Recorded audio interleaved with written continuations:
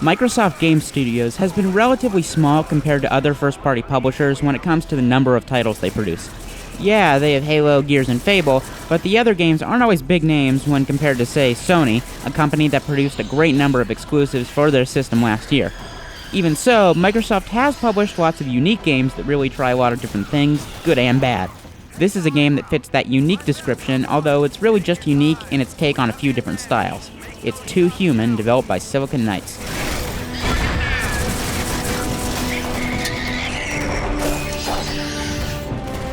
Any trace on the arm? It is definitely a machine arm. Too Human is an action RPG that feels kind of like Mass Effect meets Devil May Cry. The story revolves around a weird take on the Norse gods, with you taking the role of Baldur. And appeared to drink blood from his neck. You'll have a few different classes to choose from, such as the melee-focused champion, each designed to fit your style of play. Gadgetry and standoff methods of warfare. Now, when I said that this feels like Mass Effect meets Devil May Cry, I mean that the tone feels like Mass Effect, even though this does have a supernatural element. You'll definitely remember that supernatural element, as the game will make you watch this weird thing come down and take you away every time you die.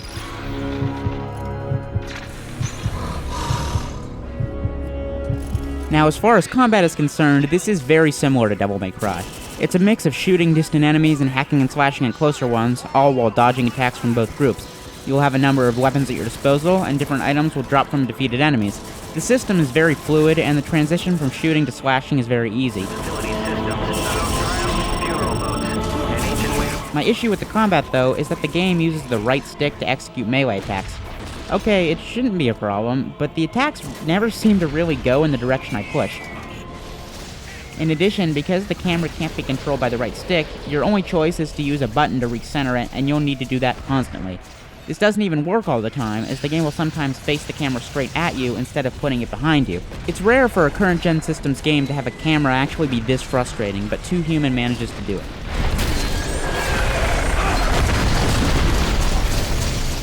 The one thing with the camera that the game does manage to do well, though, are cinematic shots.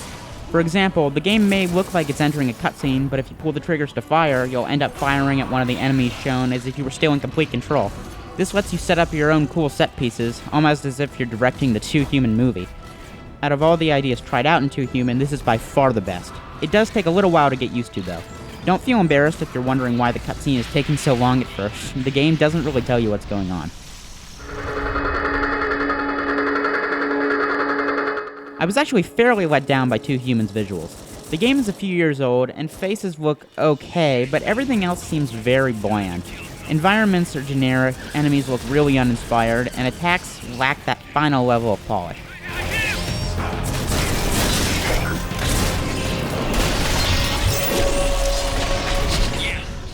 Too Human would definitely please fans of the action RPG genre, and most of its concepts work really well. Its problems, however, are from the technical standpoint. The frustrating camera and right stick system really keep this from being a must-have title, and if a sequel ever gets made, this is really where the effort needs to be focused.